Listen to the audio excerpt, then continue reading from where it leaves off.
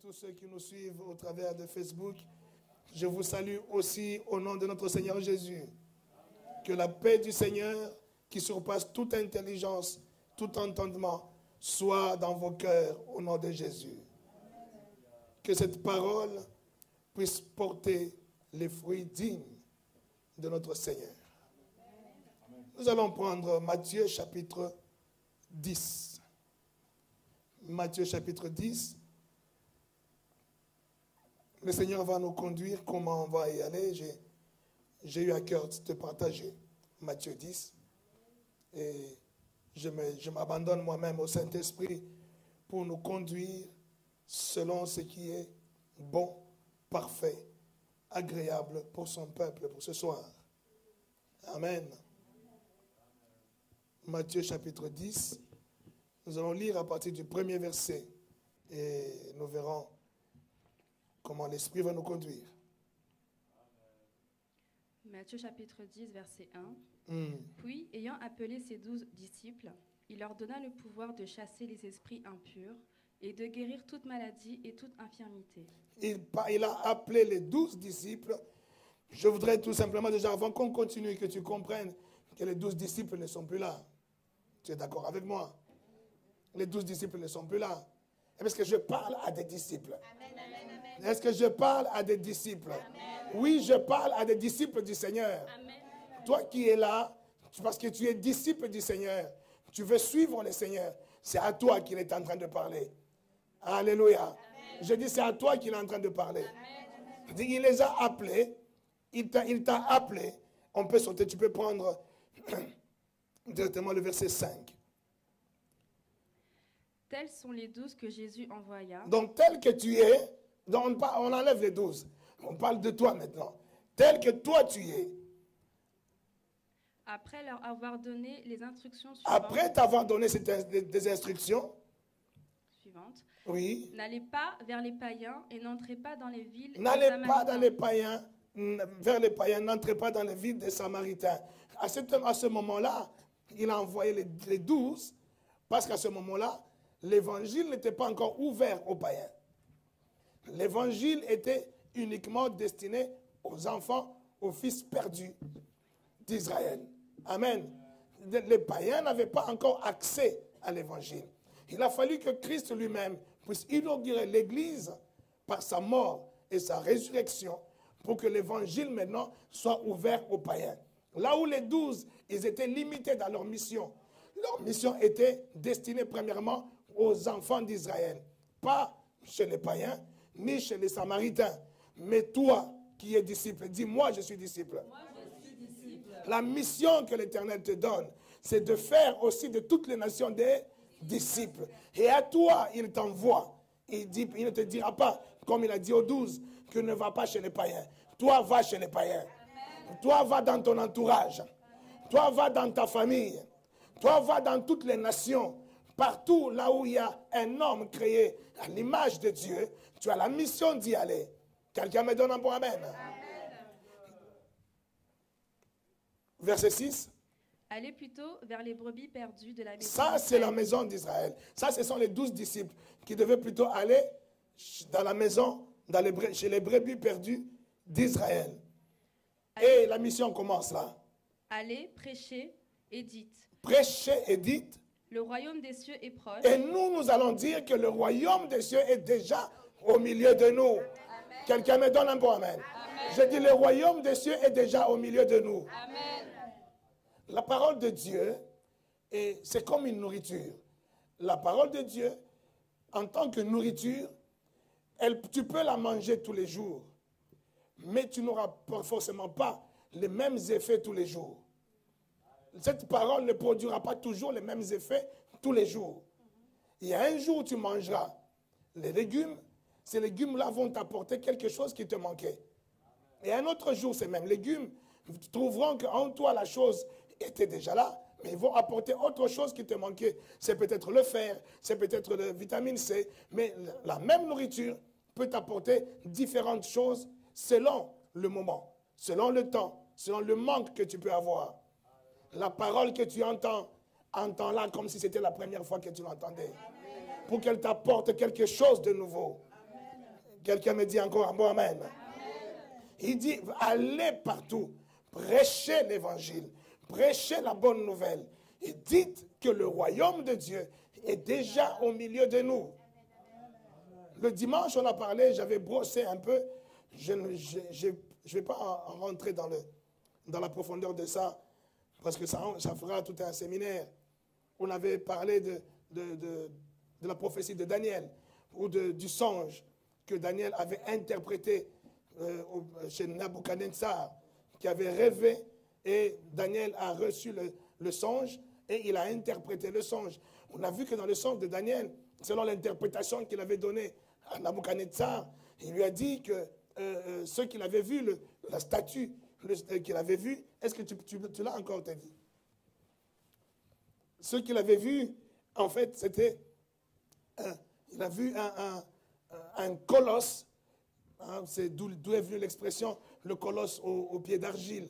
Il a vu un colosse avec une tête en or, avec le tronc ou les pectoraux, ainsi que les bras en argent, et le ventre, ainsi que les cuisses en bronze, donc en airain, et les pieds, ainsi que le bas des pieds, qui étaient en fer, les orteils et tout était mélangé en fer et en argile.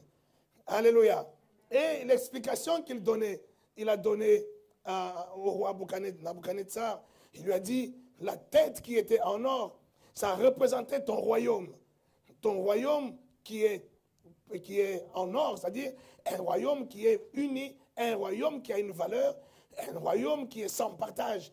Et nous voyons, selon l'histoire même de Nabuchodonosor, hormis ce que la Bible dit, dans l'histoire même, dans l'histoire de l'humanité, Nabuchodonosor, qui est réellement une personnalité réelle, qui a existé, et bien dans son temps, c'est quelqu'un qui avait régné, comme le dit la vision de Daniel ou l'interprétation de Daniel, il avait véritablement régné, et régné en maître. Il avait un pouvoir absolu. Il avait conquis, l'histoire même dit qu'il avait conquis jusque tout ce qui est, toute la terre occupée, toute la terre habitée en ce temps-là. Donc il a conquis jusqu'en Europe, jusqu'en Afrique du Nord, en Asie, c'est là où ils étaient. Ils étaient en Asie, Moyen-Orient. Voilà, c'était la contrée. Aujourd'hui, toute cette partie-là, c'est un peu entre l'Iran et tout ça. Et l'histoire dit que réellement, cet homme était puissant. Il avait conquis cela. Et quand on rentre dans les détails de la vision, tout s'explique et tout est clair, tout se démontre par l'histoire. Et on voit aussi que le royaume qui était venu après lui, le royaume qui était venu selon la prophétie de Daniel, ce royaume qui était fait d'argent, ce royaume aussi a existé. Et on voit que ce royaume qui est le royaume perse, hein, ça a existé, et dans tous les détails, un jour on va en parler, mais je ne vais pas aller dans les détails de tout ça. Après le royaume perse, il y a eu le troisième royaume, qui est le royaume qui est représenté par le bronze et les pieds, tout en airain. L'airain, c'est le bronze. Et ce royaume, c'est pareil.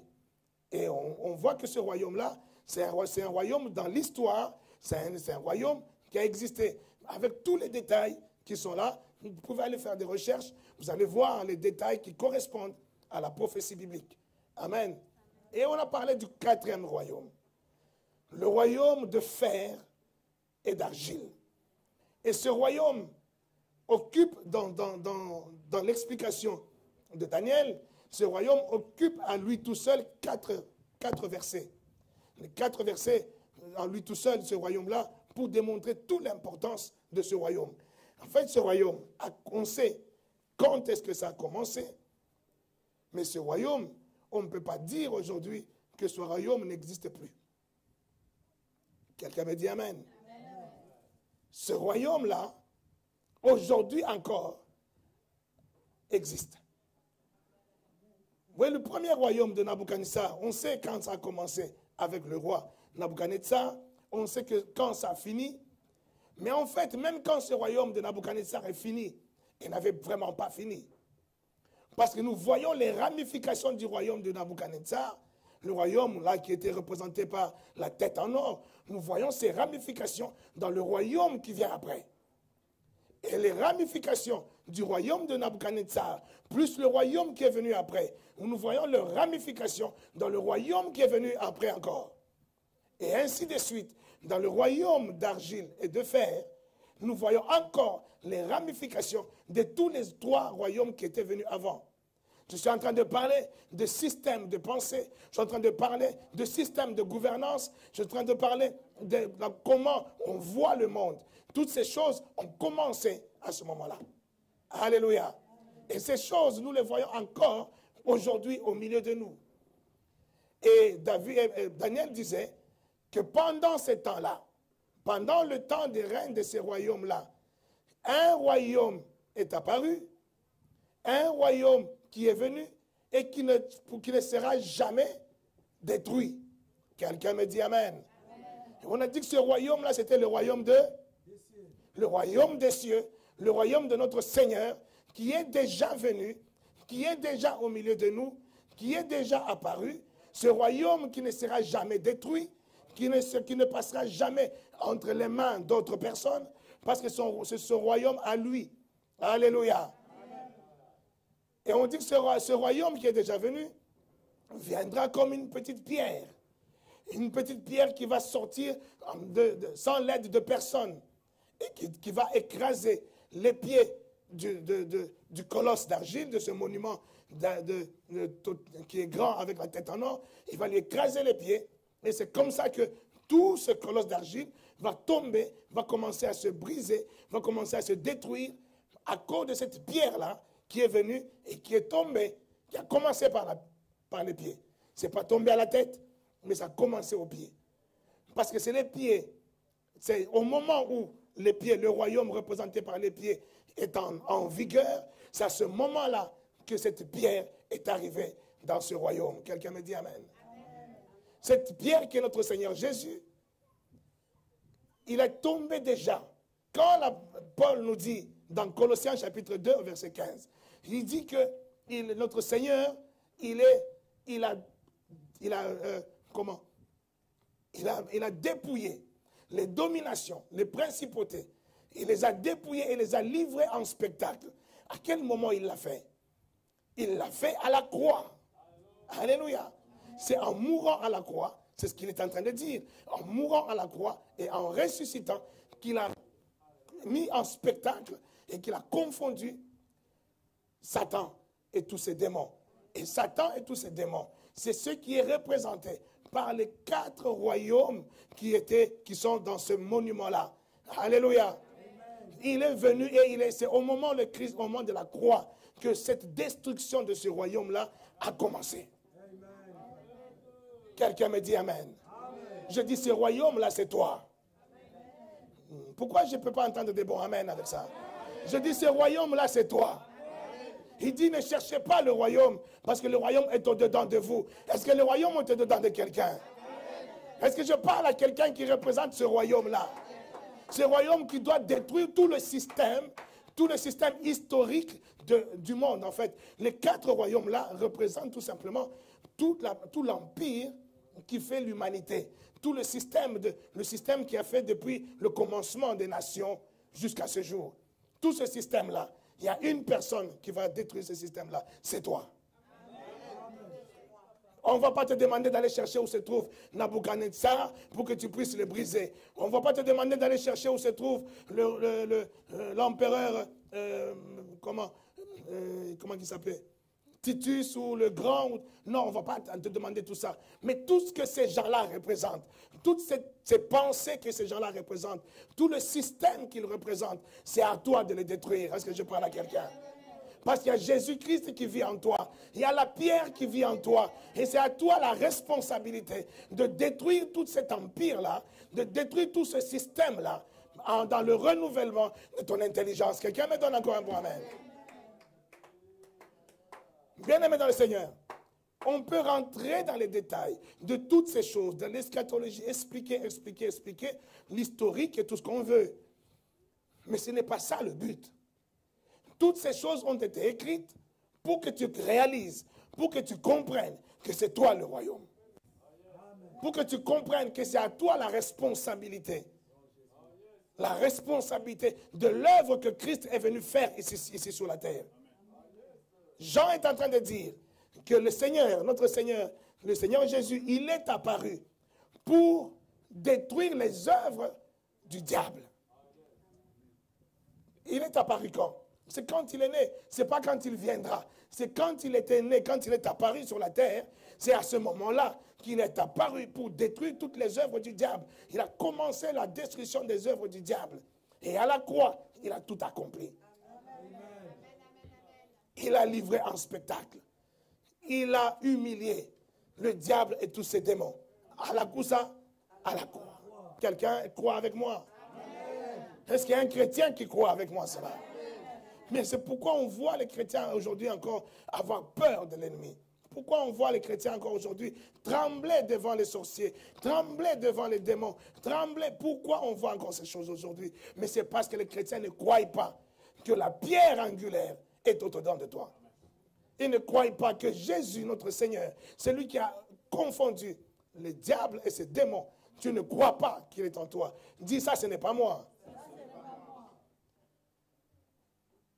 Et il dit, on va voir quelque chose. Attends, continue avec Matthieu 10, pour que je me perde pas, je reste dans Matthieu 10. Et il leur envoie, il dit, n'allez pas vers les païens. Allez prêcher et dites, le royaume des cieux est au milieu de vous. Amen. Guérissez les malades. Guérissez les malades. Ressuscitez les morts. Ressuscitez les morts. Purifiez les lépreux. Purifiez les lépreux. Chassez les démons. Chassez les démons. Quelqu'un peut dire Amen. Dis les démons, je vais les chasser. Les démons, je vais les chasser. Les démons, je ne négocie pas. Les démons, je négocie pas. Je les chasse. Je les chasse. Alléluia. Amen. Et il dit, vous avez reçu. Vous avez reçu gratuitement, donné gratuitement. Tu peux sauter, prends le verset 12. En entrant dans la maison, saluez-la. Et là, il est en train de dire, maintenant quand je vous envoie, quand vous allez partir, allez rentrer dans les maisons. Les maisons des gens où ils devaient aller, chez les brebis perdues d'Israël. Là, il parle des 12. Mais nous avons compris que notre mission ne s'arrête pas aux brebis perdues d'Israël. Nous avons reçu la mission d'aller par toute la terre. D'aller toucher les païens, les juifs, les musulmans, toute la terre. Et dans n'importe quelle maison où nous allons rentrer, c'est là qu'il dit. Et si la maison en est digne, que votre il dit d'abord, quand vous rentrez dans la maison, faites quoi? Saluez-la. Vous saluez qui? Vous saluez qui? Vous saluez la maison, saluez-la, donc c'est la maison. La maison dans laquelle vous rentrez, vous faites quoi? Je salue la vie de quelqu'un aujourd'hui. Non, je salue la vie de quelqu'un. Je vais saluer la santé de quelqu'un. Si tu permets que je rentre dans ta vie aujourd'hui, je vais saluer cette vie aujourd'hui. Si tu ne m'ouvres pas la porte, je reste de loin, je regarde ta vie. Quelqu'un me dit Amen. Je vais rentrer dans la vie de quelqu'un. En tant que prophète, je vais rentrer dans ta vie. Tu me fermes la porte ou tu m'ouvres la porte. Tu m'ouvres la porte, je salue ta vie. Je salue ton couple. Je salue ton argent. Je salue tes finances.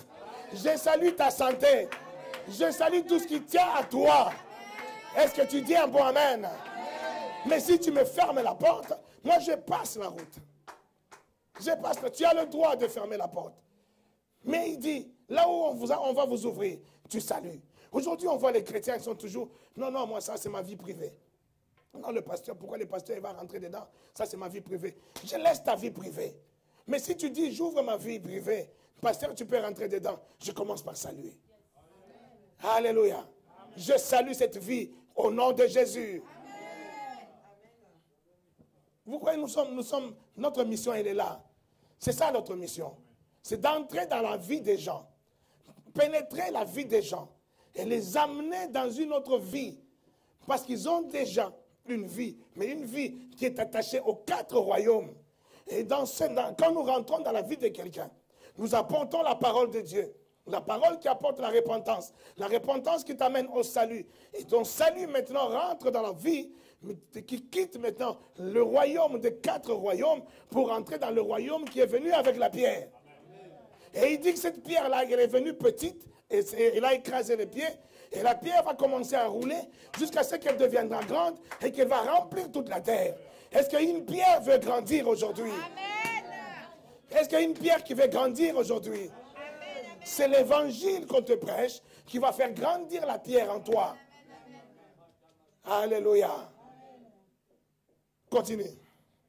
Et si la maison en est digne, que votre paix vienne sur elle. Si la maison est digne, que votre paix soit, viens sûr, que la paix du Seigneur soit sous tes finances. Toi qui ouvres la porte pour le Seigneur, je dis que la paix du Seigneur soit sur toi. Bien-aimé dans le Seigneur, dans cette partie, nous sommes au mois de juin, la moitié de cette année. Nous allons entamer la deuxième moitié de la deuxième moitié de l'année. Je vais dire à quelqu'un, nous allons monter de dimension. Nous allons monter de dimension. Je veux t'amener avec moi, ensemble. Je veux t'amener à vivre le surnaturel, à relever le surnaturel. Ce surnaturel ne doit pas rester un slogan pour toi. Ça ne doit pas rester des discours vains pour toi. Mais ça doit se démontrer dans ta vie. Ce que tu penses être le surnaturel, dis-toi, je ne sais rien. Que le surnaturel me surprenne. Je dis que le surnaturel me surprenne. Il n'y a pas si longtemps que ça, j'étais parmi, que Dieu me pardonne et il me l'a déjà pardonné. Que les hommes aussi me pardonnent. Il n'y a pas longtemps de cela, je critiquais certains hommes de Dieu que j'ai vus sur Internet et tout ça, qui faisaient sortir des crapauds, de tout ça, dans les bouches des gens en prière. Je disais, ça c'est diabolique. Mais il n'y a pas si longtemps que ça, Dieu m'a amené dans la parole de voir que toutes ces choses-là sont possibles. Alléluia. C'est possible. Ne limite pas ce qui est illimité. Nous ne pouvons pas limiter. Quand quelqu'un fait quelque chose que tu ne comprends pas, ne va pas trop vite à critiquer ce qu'il fait, mais reste calme, demande la lumière de Dieu qui t'éclaire, qui te conduise et que tu vois ce qui est vrai. Mais si lui dit que lui c'est vrai, laisse-le dans sa vérité. Mais toi, continue, persévère dans ce que tu crois comme étant vrai. Alléluia. On a vu qu'Ésaïe était en train de le dire. Ésaïe disait prophétiquement, il voyait prophétiquement des prophètes en train de tituber. Lui, il croyait qu'ils étaient ivres, mais ils n'étaient pas ivres. Ils étaient en train de prophétiser. Lui, il croyait qu'ils étaient ivres. C'est pour ça qu'il prophétisait tout en étant ivre, alors que c'était l'ivresse du Saint-Esprit. On a vu que pendant qu'il prophétisait, prophétiquement, Ésaïe était en train de dire que ces gens-là, il y en a qui vomissaient. Il y en a qui sortaient des trucs dans leur bouche. Quand je te dis, waouh, Seigneur, pardonne-moi de n'avoir pas cru que c'était possible. Quelqu'un d'intelligent va essayer de comprendre. Non, mais quand il crachait un crapaud, le crapaud là, il était où? Donc la personne vivait avec le crapaud en lui. Mais tu ne comprends pas ce qui est incompréhensible, ce qui est mystique. Alléluia. Les choses mystiques, ce sont les choses mystérieuses, tu ne peux pas les comprendre. En fait, ce sont des esprits. Un esprit peut être là dans quelqu'un ou quelque chose comme ça. Dès que l'esprit sort, il prend une forme. Je ne veux même pas calculer, je ne veux même pas expliquer, essayer de démontrer comment l'esprit peut prendre une forme. Je n'ai pas envie de vous démontrer. Moi, je dis tout simplement, il n'y a rien qui soit impossible au monde spirituel. Le monde spirituel a des réalités que nous, dans le monde naturel, nous ne pouvons pas saisir, nous ne pouvons pas comprendre. Mais nous devons croire que le monde spirituel était avant que le monde matériel soit. Pendant qu'il était dans quelle forme? Il était sous quelle forme? Pendant que j'étais, comme le Seigneur dit à Jérémie, avant même que tu sois dans le ventre de ta mère, je te connaissais. Jérémie, il avait quelle forme? Il était blanc, il était noir, il était juif, il était comment? Alléluia. Nous allons rentrer dans une phase du surnaturel active. J'étais en train de prier hier. Dieu m'a mis à cœur. Je commence à parler à langue. Je dis, oh, Seigneur, Dieu m'a mis à cœur que ose. Dernièrement, on priait ici. Dieu me disait encore, dis mon fils, prophétise. Ne néglige pas la prophétie. Je priais, je dis, Seigneur, mais je prophétise. Je prophétise, je vois. Mais ce que je vois, ce que je donne, ce sont des choses. Ça n'a pas changé, Seigneur. C'est même la même chose avant que je vois aujourd'hui. Ça n'a pas changé. Mais Dieu ainsi s'est dit, je t'ai dit, prophétise. Alléluia. Et ça commence à me déranger. Je dis, mais Seigneur, quand tu me dis ça, tu veux que je fasse quoi? Et là, le Seigneur m'amène, m'ouvre encore les yeux, il m'ouvre encore le cœur. La compréhension commence encore à grandir. La compréhension commence encore à augmenter. Il est en train de dire simplement, mon fils, provoque les choses.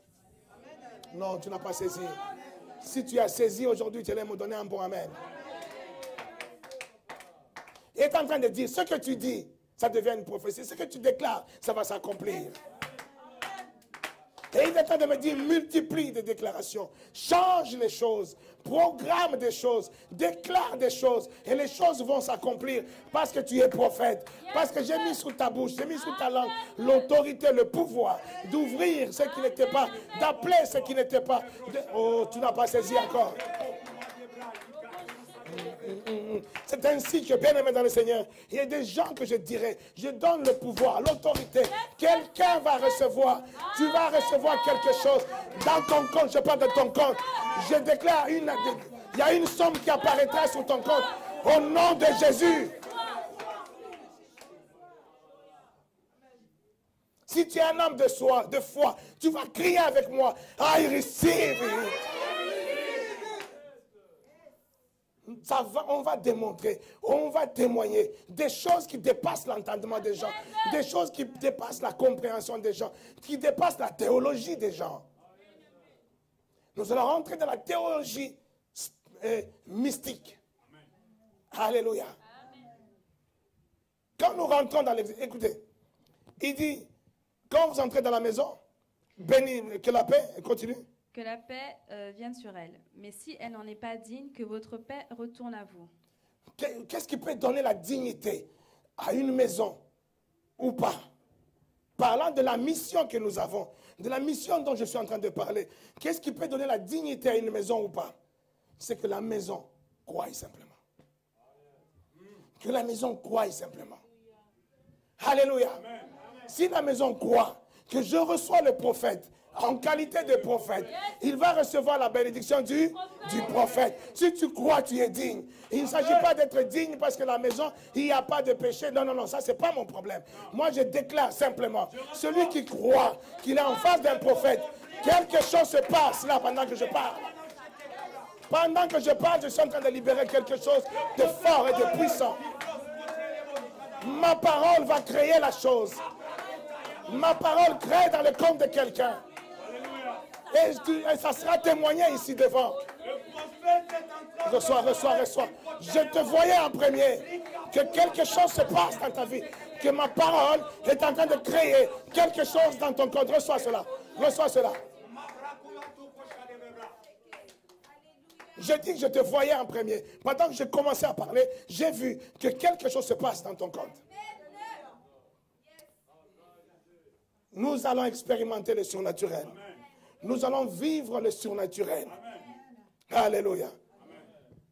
Continue, ma fille, continue. Lorsqu'on ne vous recevra pas et qu'on n'écoutera pas vos paroles, sortez de cette maison ou de cette ville et secouez la poussière de vos pieds. Je vous le dis en vérité, au jour du jugement, le pays de Sodome et de Gomorrhe sera traité moins rigoureusement que cette ville-là. Verset 16. Voici, je vous Mais je voulais envoie... dire, toi tu me recevras au nom de Jésus. Amen. Toi tu reçois ma parole au nom de Jésus. Et tu vas recevoir quelque chose parce que tu me reçois dans ta maison. Parce que tu me reçois dans tes projets. Parce que tu me reçois dans ce que tu es en train d'entreprendre. Yes. Verset 16. Voici, je vous envoie comme des brebis au milieu des loups. Soyez donc prudents comme les serpents et simples comme les colombes. C'est bizarre ça. Cette parole, elle est bizarre. Il dit, je vous envoie comme au milieu des... Oh, ça c'est bizarre ça. Ça c'est bizarre ça. Tu ne vois pas que ça c'est en train de nous parler de quelque chose. Ça nous parle de quelque chose.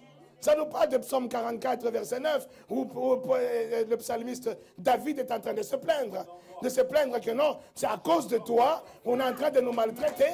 À cause de toi, on est en train de nous égorger. À cause de toi. Alléluia. Ça nous parle encore de ce que Paul est en train de nous dire dans Romains chapitre 8 au verset 35. Il dit, c'est à cause de toi que nous sommes menés comme des brebis à l'abattoir. Mais dans toutes ces choses, nous sommes plus que... Oh! Est-ce que je parle à un vainqueur? Est-ce que je parle à un vainqueur?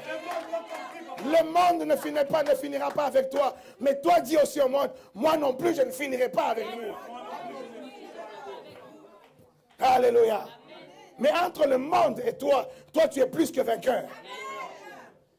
Il dit, on est comme des brebis. Il dit, je vous envoie. Lui-même, c'est le Seigneur qui dit. Il dit, nous envoie où? Il nous envoie comme qui? Comme des brebis. Nous, on n'est pas des brigands. Nous, on n'est pas des charognards. Nous, on n'est pas des boxeurs. Mais on nous envoie comme des brebis. Des brebis simples. Des brebis qui vont calmement. Qui ne cherchent pas la bagarre. Mais là où il nous envoie, ce sont des loups. Vous ne voyez pas que c'est encore bizarre? Comment il peut envoyer des brebis inoffensifs, qui ne sont pas armés, ils n'ont pas des cornes pour, ils ne se battent pas. Mais il les envoie au milieu des loups qui n'attendent que des brebis. Les loups, ils attendent que les brebis. Je veux dire à quelqu'un, nous sommes dans ce monde, mais nous ne sommes pas de ce monde. Nous sommes dans ce monde, mais nous n'avons pas le même système de ce monde. Ce monde est le monde des prédateurs, le monde qui cherche le combat, qui cherche à t'attraper, qui cherche à égorger. Mais toi, tu viens dans ce monde, mais avec quelque chose de mystique. Quelque chose qui dépasse la logique de ce monde. La logique veut que nous soyons envoyés dans ce monde comme des lions. Mais il ne nous envoie pas comme des lions. Il nous envoie comme des brebis. Est-ce que tu comprends une logique là-dedans? Je parle du royaume de Dieu. Le royaume de Dieu est une logique différente de la logique du royaume de ce monde. La logique du royaume n'a rien à voir avec la logique du royaume perse, du royaume de Babylone, du royaume de Rome. Non, tous ces royaumes de ce monde n'ont pas la même logique que le royaume de la petite pierre qui est venu les renverser. Alléluia. Comme des brebis. Et quand on arrive dans ce monde de loups, le loup il va dire, ah, eux, ce sont des brebis, mais ces brebis-là, on ne les touche pas. Ils vont se jeter dessus. Les loups vont se jeter dessus. C'est pour cela, bien-aimé dans le Seigneur, tu vois des combats dans ta vie. Tu vois des choses se passer dans ta vie. Tu as des choses que tu sais que c'est légitime, c'est pour moi. Tu sais que Dieu m'a déjà donné. Mais tu vas vers ces choses-là n'arrivent pas. Parce que tout simplement, il y a les loups qui sont là autour et les loups qui n'attendent qu'une seule chose, ils se jettent sur toi. Tu es la cible. Tu ne peux pas être ignorant que tu es la cible. Amen. Je disais que la vie est un combat. Il ne faut pas ignorer cet aspect de la vie, que la vie est un combat. Si tu ignores que la vie est un combat, tu es déjà dans la défaite. Quelqu'un me dit Amen. Quelqu'un me dit Amen. Adam et Ève, ils ignoraient qu'ils étaient dans un combat. C'est pour ça qu'ils ont été vaincus. Donc tu penses que si Adam et Ève, on leur avait dit, faites attention au serpent. Les serpents allaient même s'approcher d'eux. Hein? Dès qu'ils voient les serpents, toi là, là-bas. En plus, ils avaient l'autorité, le pouvoir, la domination.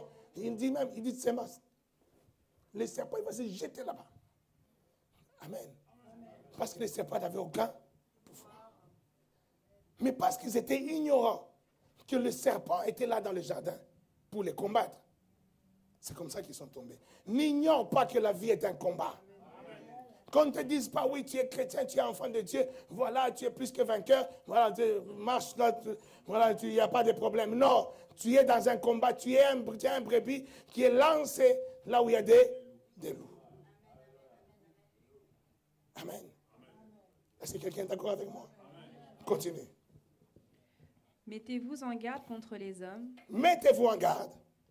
Car ils vous livreront aux tribunaux et ils vous battront de verges dans leur synagogue. Attendez d'abord. Là, au verset 16, d'abord, il disait quoi? Il disait, voici, je vous envoie. Comme des brebis au milieu des loups. Et soyez donc prudents comme les serpents et simples comme les colombes. Et simples comme les colombes. Soyez prudents.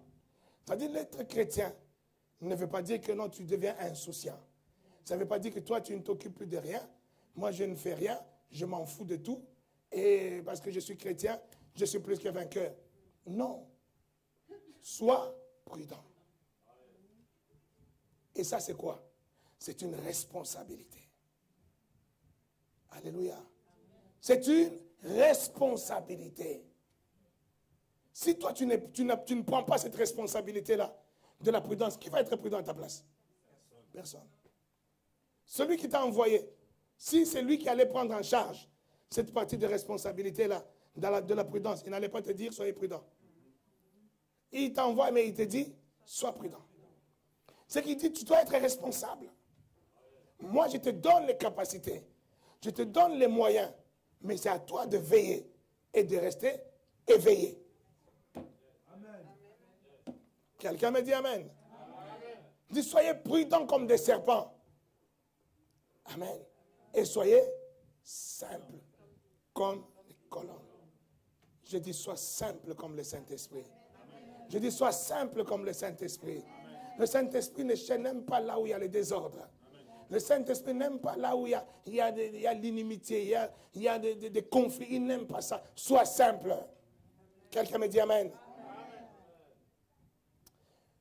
Vous savez, cette simplicité, beaucoup de chrétiens sont vraiment dans des situations où après tu commences à demander Dieu pourquoi. Il y a des combats, pourquoi il y a ceci. Quand on parle de l'amour, hein, quand on parle de l'amour, l'amour n'a pas d'échec. Amen. C'est ce que nous dit 1 Corinthiens 13. L'amour ne faillit jamais. Il y a des gens qui parlent du pardon, qui parlent de l'amour, mais ils ne savent pas ce que c'est.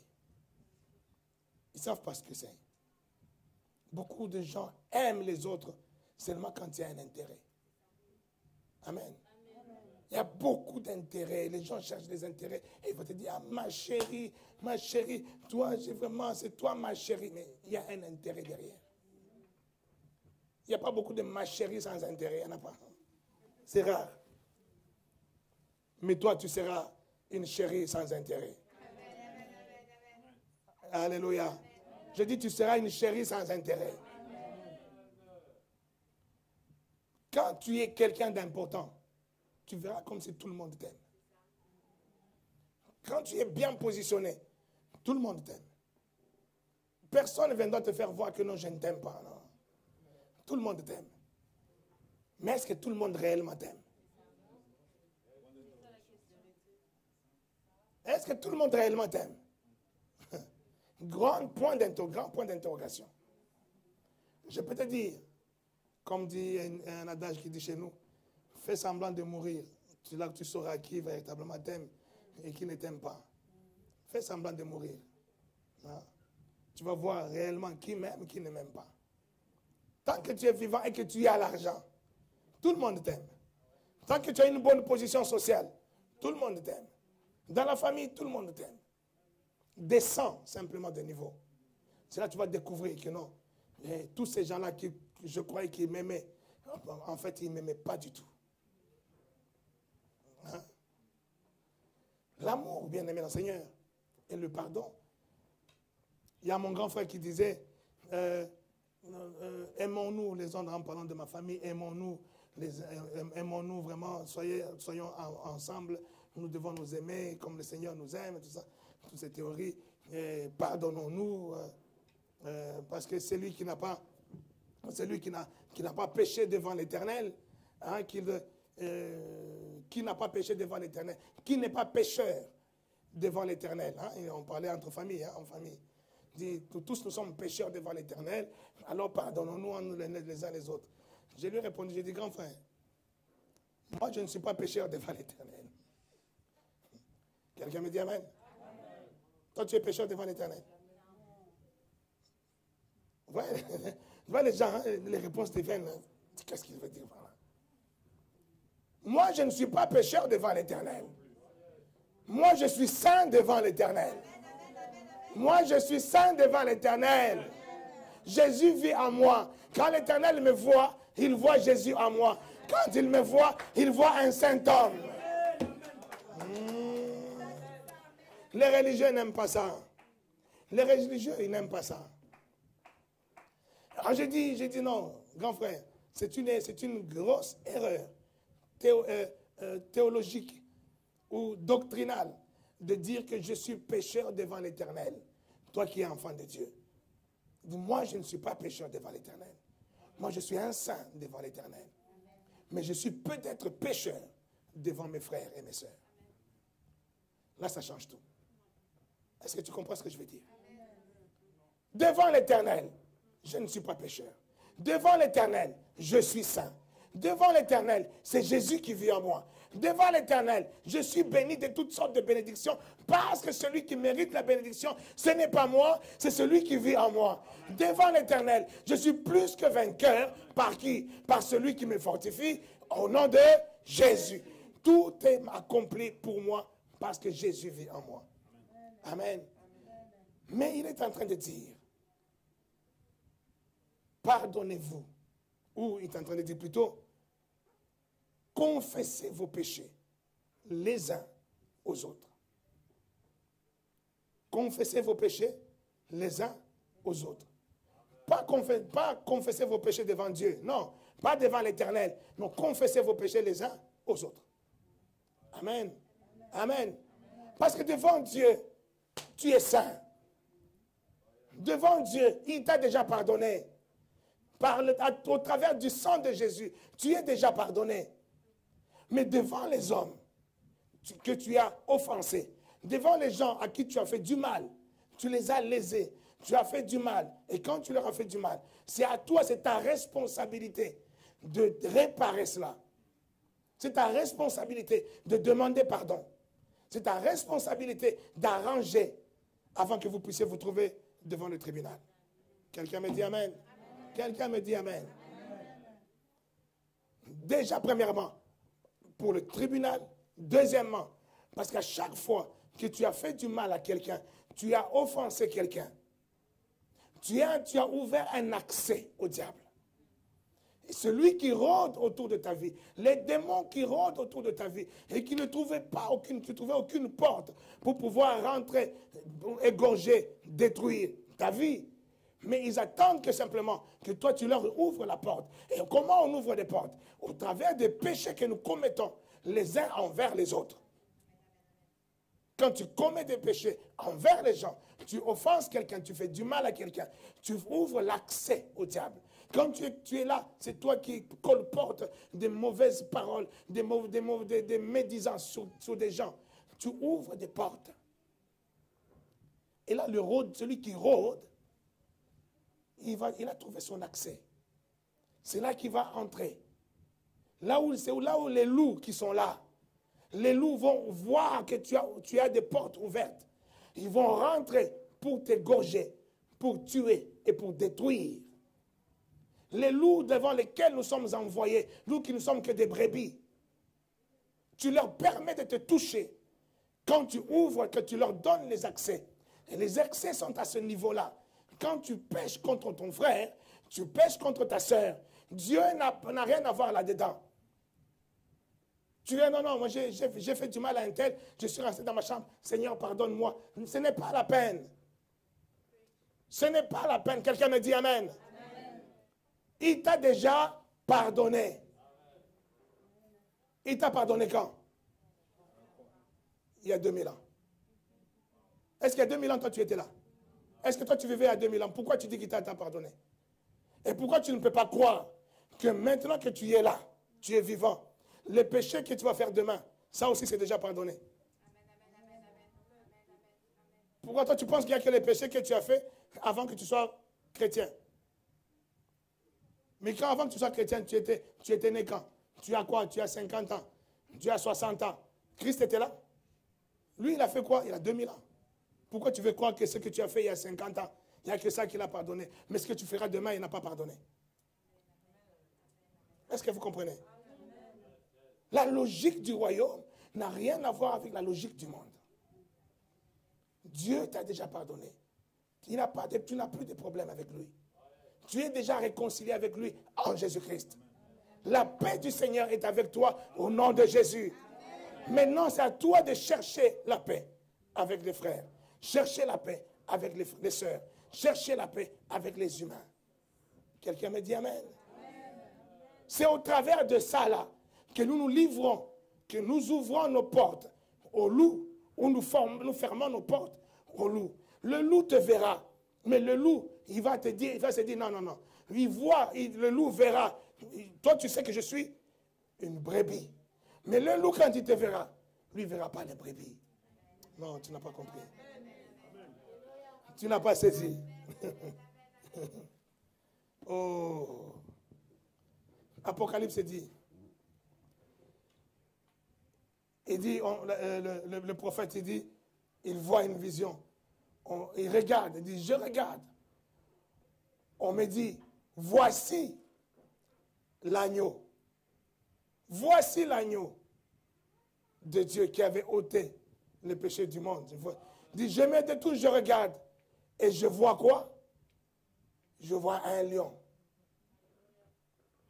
On lui a dit, voici l'agneau. Je me détourne, je regarde. Et je vois quoi? Je vois un lion. Je dis, les loups verront le lion en toi. Mais toi, tu es l'agneau que Dieu le Seigneur a envoyé. Mais les loups, ils verront le lion en toi. Non. Est-ce que quelqu'un me comprend? Je suis en train de parler des choses mystiques. Nous ne sommes pas de ce monde. Nous sommes du royaume de Dieu. Le royaume du surnaturel. N'aie pas peur. Rentre dans l'arène.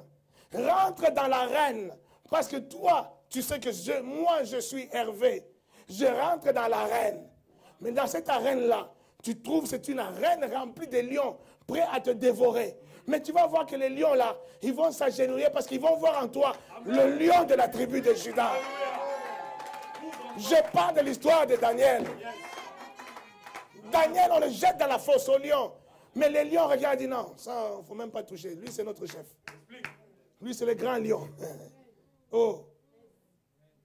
Tu vas aller quelque part, on est en train de jeter, les sorciers sont en train de manipuler chez nous, chez les Balouba, il y a des sorciers qui manipulent les foudres.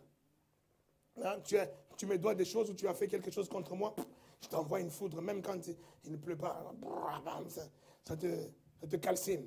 Donc il t'envoie le feu, ça te touche.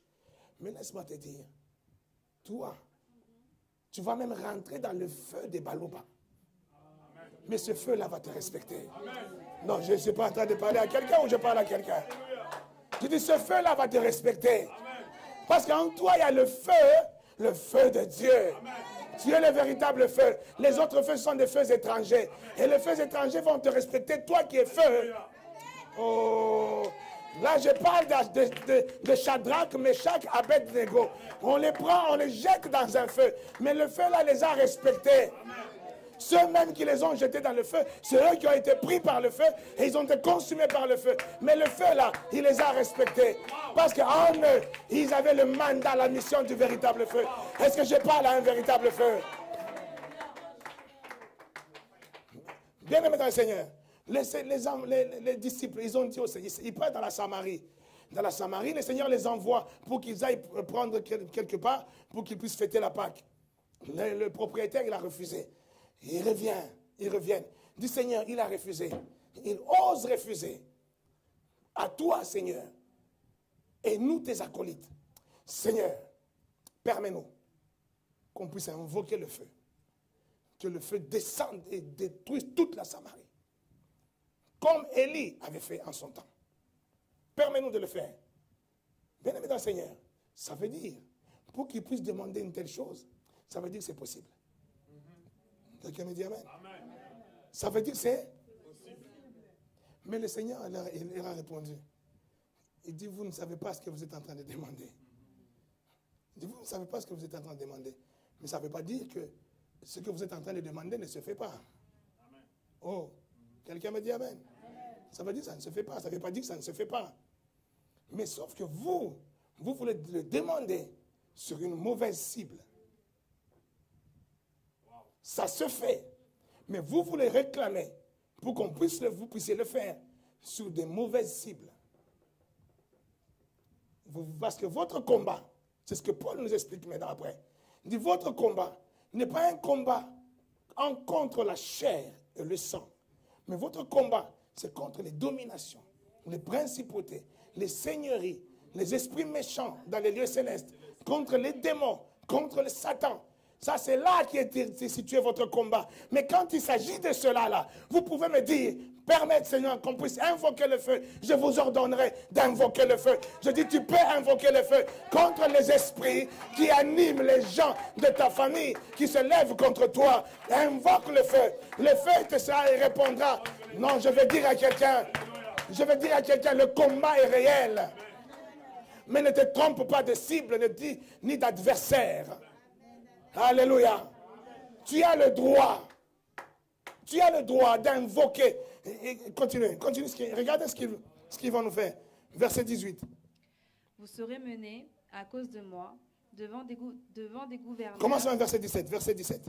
Mettez-vous en garde contre les hommes, car ils vous livreront au tribunal. Mettez-vous en garde contre les hommes. Il dit bien contre qui? Contre des hommes. Pas contre des animaux, pas contre des hommes. Amen. Mettez-vous en garde. Soyez vigilants, soyez prudents contre certains hommes.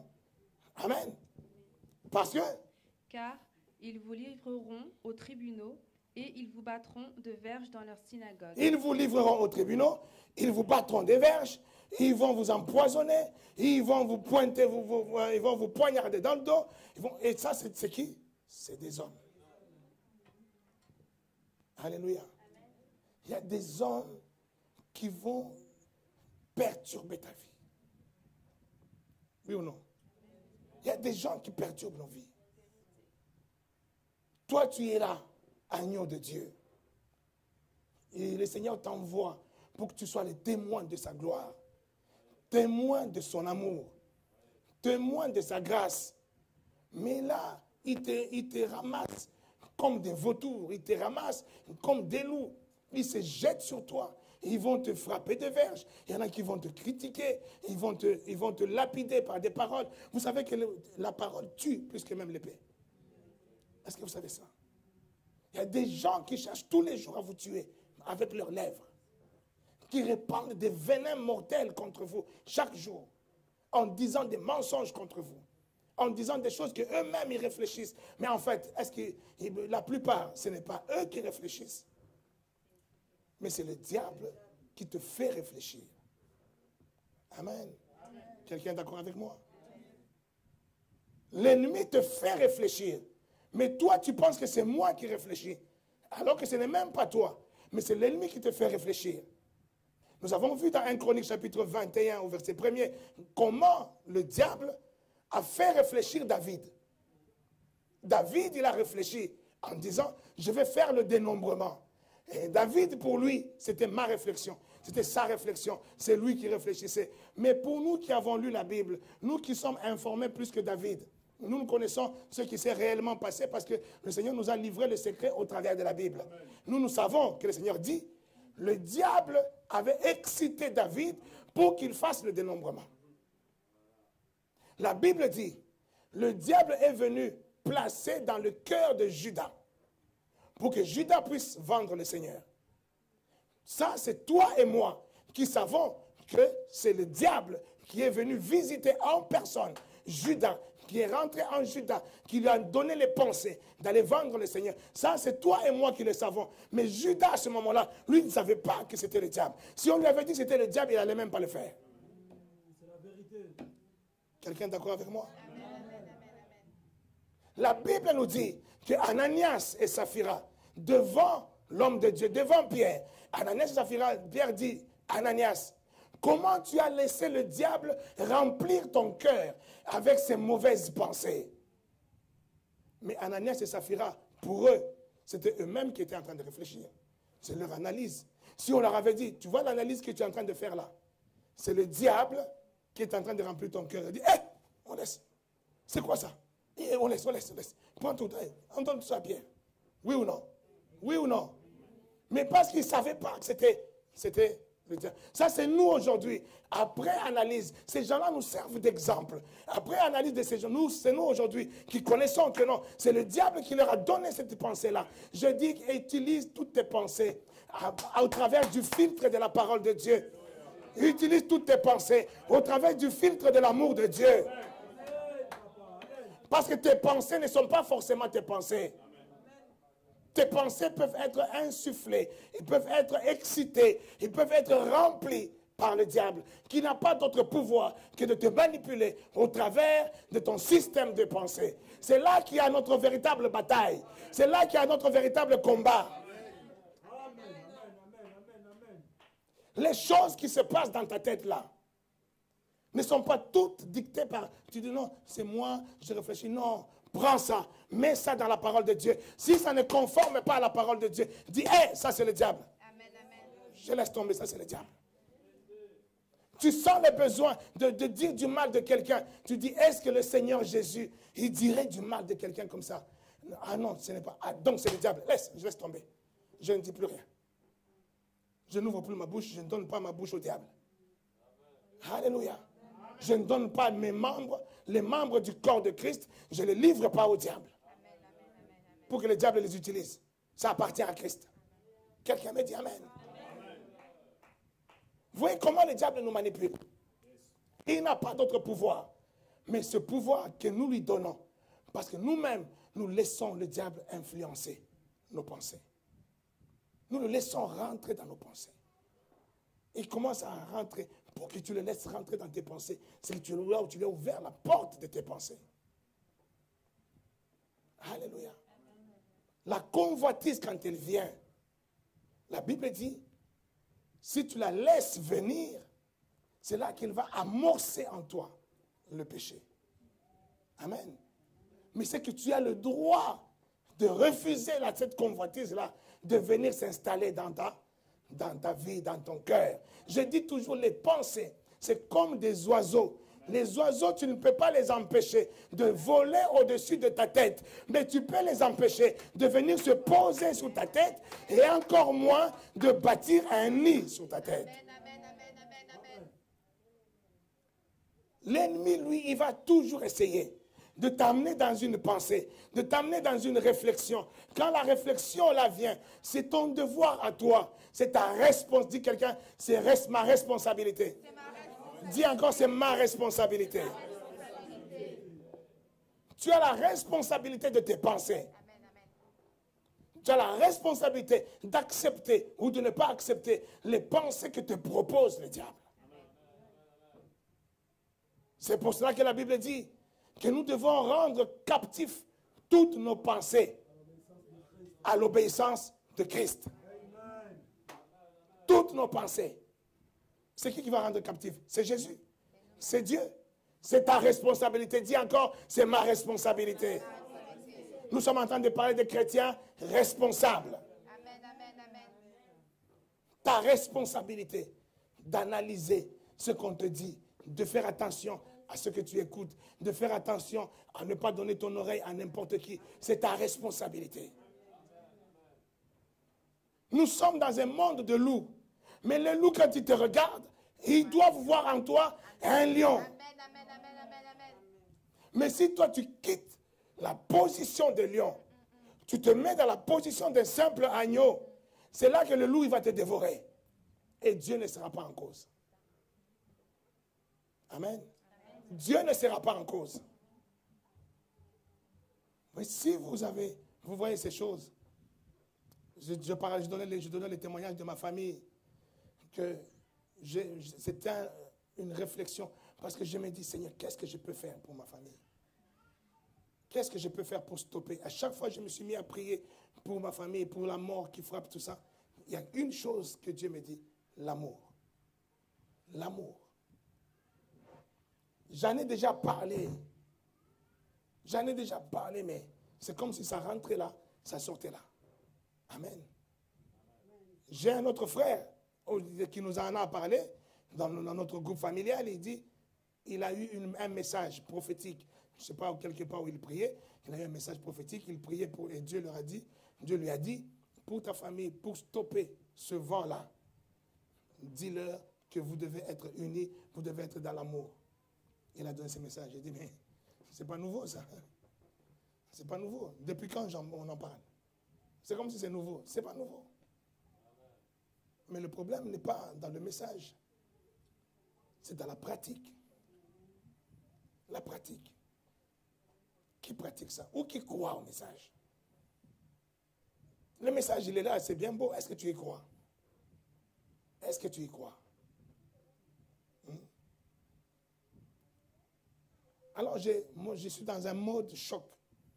Le mode de choquer les gens. Alors, j'ai un peu choqué ma famille. J'ai dit, je demande à toute ma famille, s'il y en a un qui croit vraiment que moi, je ne l'aime pas, je te prie, fais-le moi savoir. En privé ou n'importe comment. Fais-le moi savoir. Ça va me faire du bien. C'est pour mon bien. C'est pour que je me répande. Et voilà, parce que j'ai le devoir de t'aimer. Je dis, quiconque dans ma famille croit que je ne l'aime pas, qu'il me le dise. Je vais vous le dire aussi à vous. Quiconque à l'église, quiconque dans mon entourage croit que je ne l'aime pas, je te prie, par les compassions de notre Seigneur, fais-le moi savoir. Amen. Quelqu'un me dit amen. Fais-le moi savoir. Mais tu me le fais savoir. Il faut que tu aies des arguments, bien sûr. Oui ou non? Non, mais ne sois pas effrayé. Même si tu n'as pas d'argument, fais-le moi savoir. Fais-le moi savoir. Ça serait une bonne chose. Même si tu n'as pas d'argument. Mais je vais te dire, déjà le fait que tu puisses y penser, quand tu vas commencer à dire, ah oui, il ne m'aime pas, parce que je viens de le dire, tu veux y penser, tu vas commencer à découvrir des choses. Tu vas commencer à découvrir que même ce que tu pensais là était vide de fondement. Quelqu'un me dit amen. Tu vas commencer à découvrir qu'il n'y avait rien dedans. Et c'est là que tu peux te dire, c'était une pensée du diable. Parce qu'il n'y a rien dedans. C'est vide. C'est une ruse. C'est un leurre. Il n'y a rien dedans. Et si tu vas même creuser plus loin, c'est là que tu vas découvrir même le contraire de ça.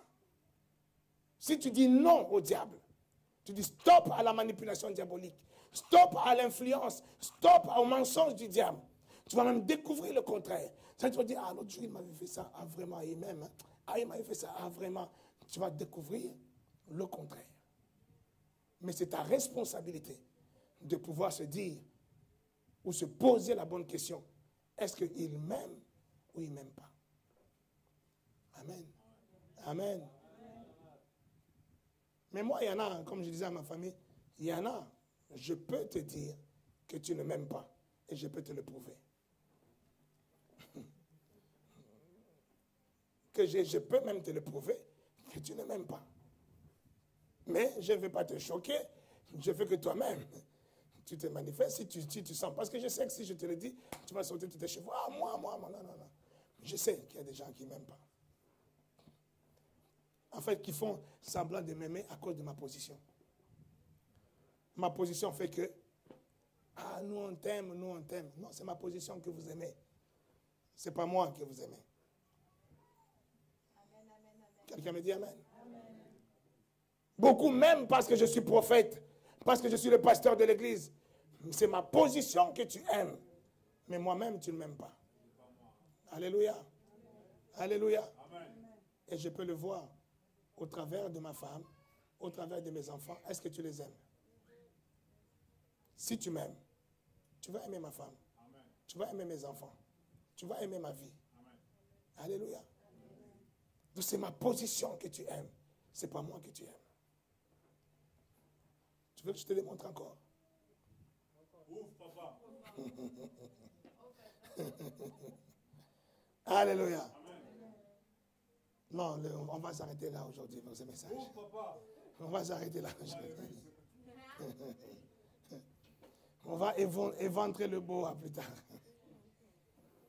Je veux que tu restes dans l'élan du surnaturel.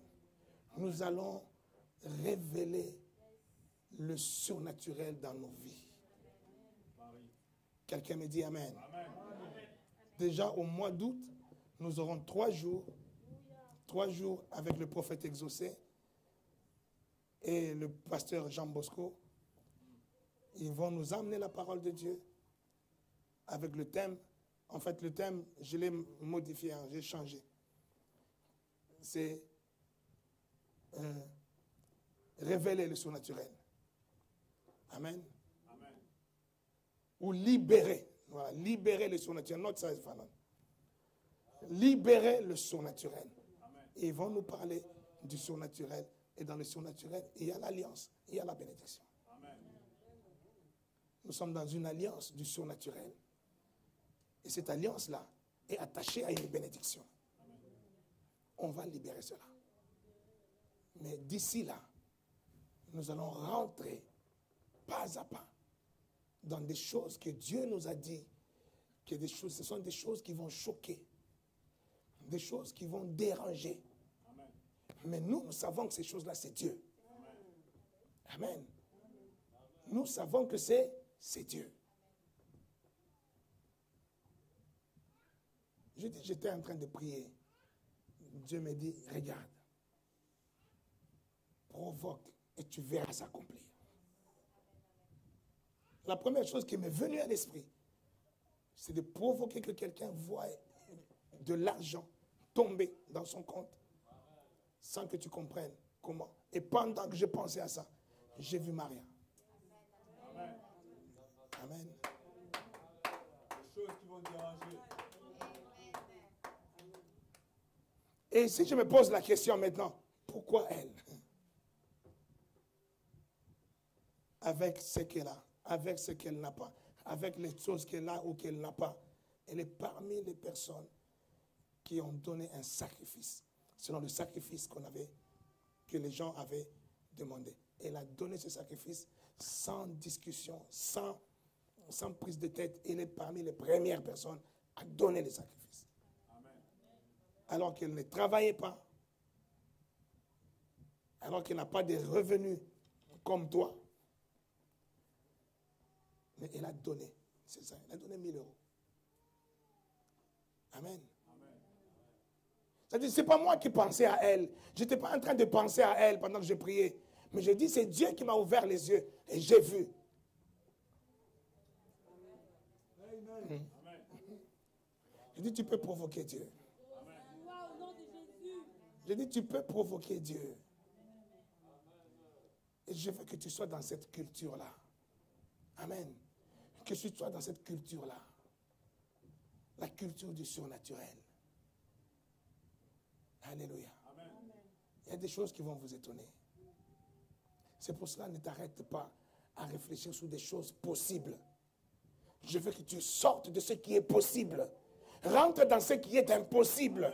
Et crois que nous sommes dans un monde de ce qui est impossible, mais qui sera possible, pas par ta force, pas par ta puissance, mais par son esprit. Par son esprit. Alléluia. Ne donne pas accès au diable. Là où il faut que tu te fortifies, fortifie-toi, prends courage. Fortifie-toi dans la prière, fortifie-toi dans les jeûnes, fortifie-toi dans la présence à l'église, fortifie-toi dans l'étude biblique, de la méditation, de la parole. Sors de tout ce qui est médiocrité, sors de tout ce qui est distraction, sors de toutes ces choses, sois connecté, concentré aux choses qui te fortifient, aux choses qui t'édifient, aux choses qui te font monter dans la dimension du surnaturel, cette dimension qui t'appartient.